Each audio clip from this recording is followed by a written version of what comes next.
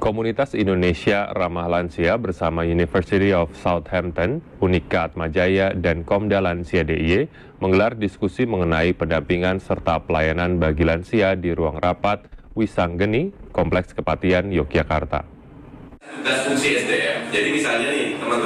Diskusi ini menjadi bagian dari Impact Project kunjungan rumah bagi lansia yang berlangsung sejak Juni hingga September 2025. Program ini menyasar para lansia yang memiliki keterbatasan fisik maupun kognitif sehingga sulit mengakses layanan kesehatan primer.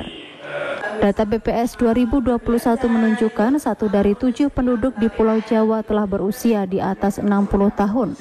Sebagian masih aktif dan sehat, namun tidak sedikit yang mengalami sakit, demensia, atau frail hingga bergantung penuh pada orang lain.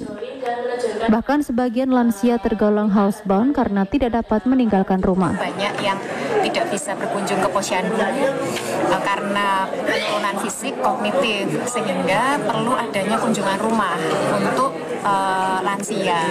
Nah, kunjungan rumah itu diperlukan ilmu, begitu, bagaimana merawat lansia, menyapa lansia dengan baik, mendampingi keluarganya, begitu ya, kan punya lansia bed rest itu kan mengalami stres.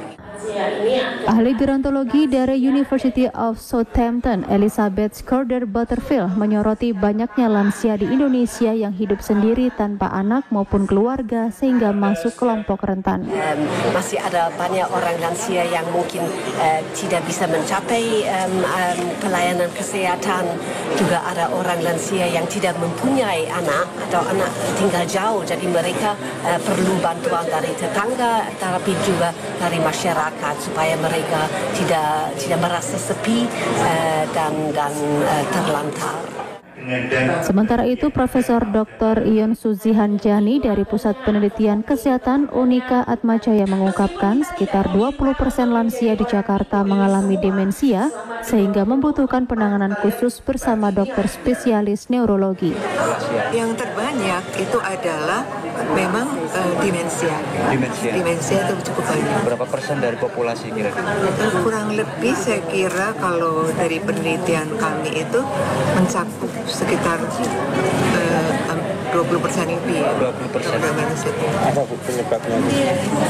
Saya kira faktor penyebab daripada demensia banyak ya. Sebenarnya mereka tuh harus tetap aktif ya walaupun dalam kondisi lansia ya. Juga harus exercise dan sebagainya. Melalui program kunjungan rumah ini, para lansia diharapkan tetap mendapatkan layanan kesehatan, meningkatkan kualitas hidup sekaligus meringankan beban keluarga dalam merawat mereka. Agung Kristiono, RBTV.